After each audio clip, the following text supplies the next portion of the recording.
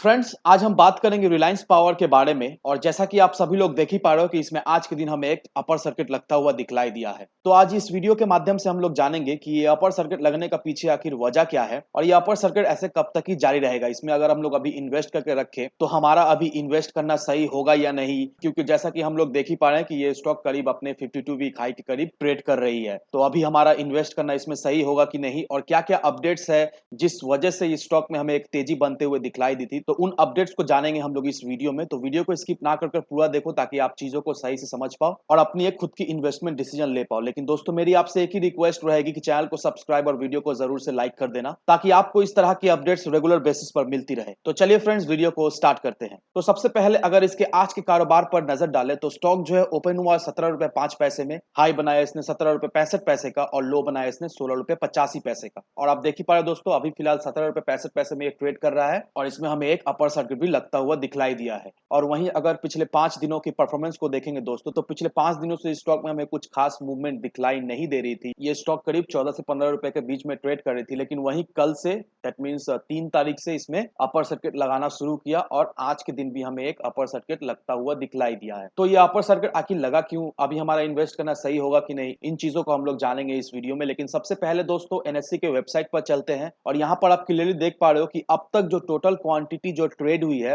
वो है 2 करोड़ 50 लाख 57,801 की। और इस बॉक्स को देख लो दोस्तों, लगातार स्टॉक में हमें एक बाइंग प्रेशर क्रिएट होते हुए दिखलाई दे रही है। और यहाँ पर आप देख ही लो दोस्तों कि 94,47,745 क्वांटिटी अभी बाइंग के लिए पड़ी हुई है, लेकिन अपर सर्किट लगने के वजह से ये स्टॉक में अभी ट्रेडिंग बंद हो चुका है। इस वजह से इतना सारा क्वांटिटी जो है वो अभी पेंडिंग पड़ी हुई है, क्योंकि स्टॉक ने ऑलरेडी एक अपर सर्किट लगा दिया है इस वजह से। और वहीं अगर इसके डिलीवरी क्वांटिटी को देखेंगे दोस्तों, तो जो टोटल क्वांटिटी डिलीवरी बेसिस में उठाई गई है वो है 1 करोड़ 64 लाख 65,169 की। और आप क्लियरली देख ही पा रहे दोस्तों कि जो डिलीवरी का परसेंटेज निकल कर आ रहा है वो है 66.53% की। तो डिलीवरी का परसेंटेज हमें काफी हेल्दी दिखलाई दे रहा है। धीरे धीरे करके इसमें डिलीवरी परसेंटेज हमें बढ़ते हुए दिखलाई दे रही है, क्योंकि अगर आप इसके डिलीवरी परसेंटेज को देखोगे तो एक महीने पहले इसमें 55% का डिलीवरी उठाई गई थी, एक वीक पहले 51 की डिलीवरी परसेंटेज थी, लास्ट ट्रेडिंग सेशन में 54% की डिलीवरी परसेंटेज थी और आज के ट्रेडिंग सेशन में अब तक 66% की ऑलमोस्ट डिलीवरी उठा ली गई है। तो डिलीवरी का परसेंटेज धीरे धीरे करके हमें बढ़ता हुआ दिखलाई दे रहा है और इन्वेस्टर्स रिलायंस पावर में काफी ज्यादा अभी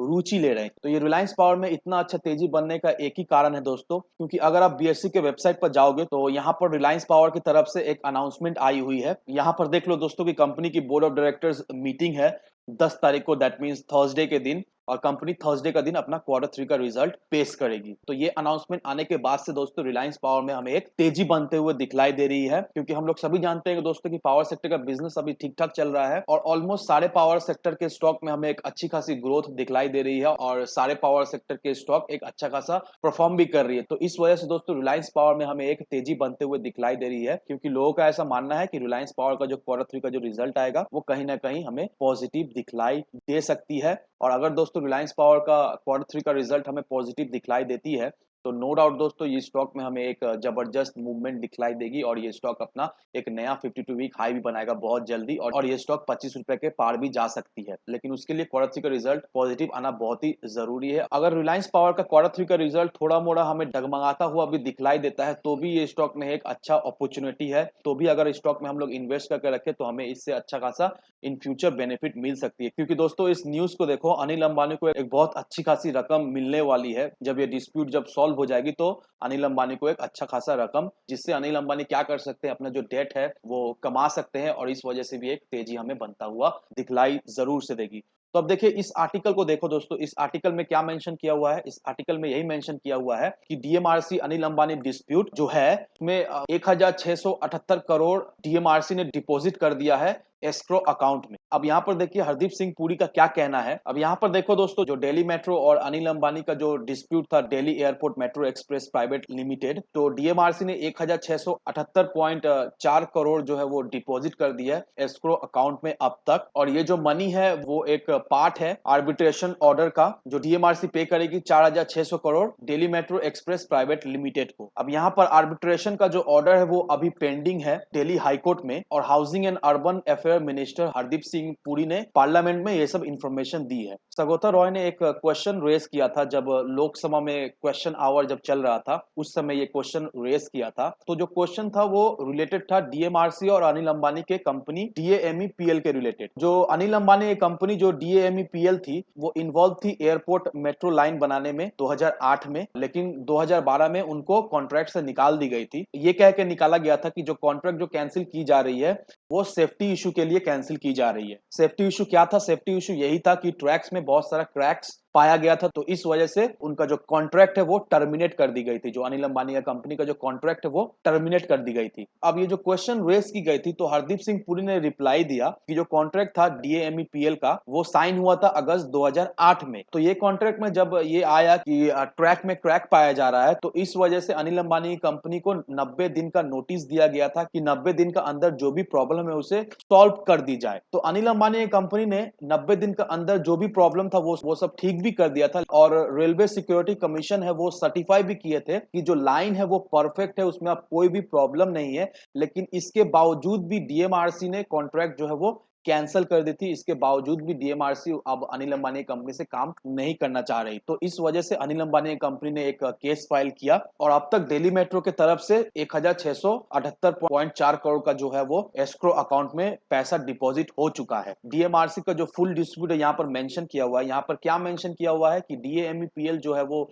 एक सब्सिडी कंपनी है अनिल अंबानी रिलायंस इंफ्रास्ट्रक्चर का, और जो अनिल अंबानी की कंपनी था वो इन्वॉल्व था डीएमआरसी के एयरपोर्ट लाइन अगस्त 2008 में बनाने के लिए। एक कॉन्ट्रैक्ट साइन हुआ था दिल्ली मेट्रो की तरफ से, और दिल्ली मेट्रो जो है वो इंडिया का पहला प्राइवेट सिटी रेल प्रोजेक्ट बना रही थी जो कि 2038 तक चलती। लेकिन 2012 में जब दिल्ली मेट्रो के साथ जब अनिल अंबानी का डिस्प्यूट हुआ था तो अनिल अंबानी ने दिल्ली मेट्रो के अगेंस्ट में एक आर्बिट्ररी केस फाइल किया। और दिल्ली मेट्रो के ऊपर एलिगेशन क्या लगाई गई थी? एलिगेशन यही लगाई गई थी कि ब्रीच ऑफ कॉन्ट्रैक्ट और टर्मिनेशन फी लेने के लिए। तो आर्बिट्रेशन ट्राइबल ने ऑर्डर दिया डीएमआरसी को 4600 करोड़ रुपीस पे करने के लिए डीएमईपीएल को। तो जो भी पिटीशन डीएमआरसी की तरफ से फाइल की गई थी वो सब डिसमिस कर दी गई, और सुप्रीम कोर्ट भी जो है जो भी डिसीजन के ऊपर जो रिव्यू था वो रिव्यू का जो पिटीशन था डीएमआरसी की तरफ से वो सब डिसमिस कर दी। अब डीएमआरसी को 4600 करोड़ रुपीस अनिल अंबानी को चुकाना पड़ेगा। तो ये अभी केस चले जा रही है। अब देखिए दोस्तों, ऑलरेडी 1668 करोड़ जो है वो एस्क्रो अकाउंट में डिपॉजिट हो चुकी है,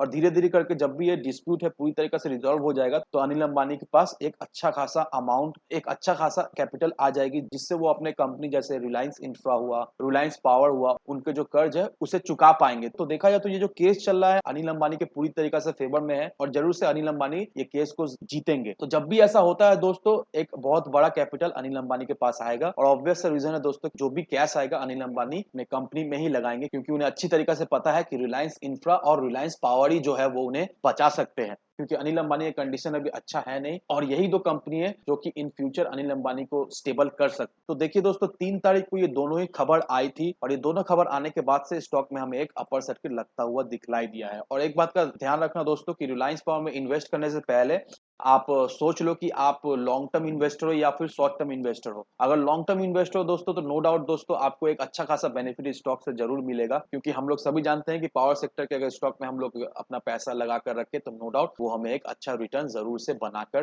देकर जाएगी। लेकिन दोस्तों मेरी आपसे एक ही विनती रहेगी कि कोई भी इन्वेस्टमेंट डिसीजन लेने से पहले अपनी खुद की डिटेल रिसर्च किए बिना कहीं पर भी इन्वेस्टमेंट ना करें। वीडियो अगर आपको पसंद आए तो लाइक शेयर सब्सक्राइब जरूर करना। तो चलिए फ्रेंड्स, मिलते हैं हम अगले वीडियो में।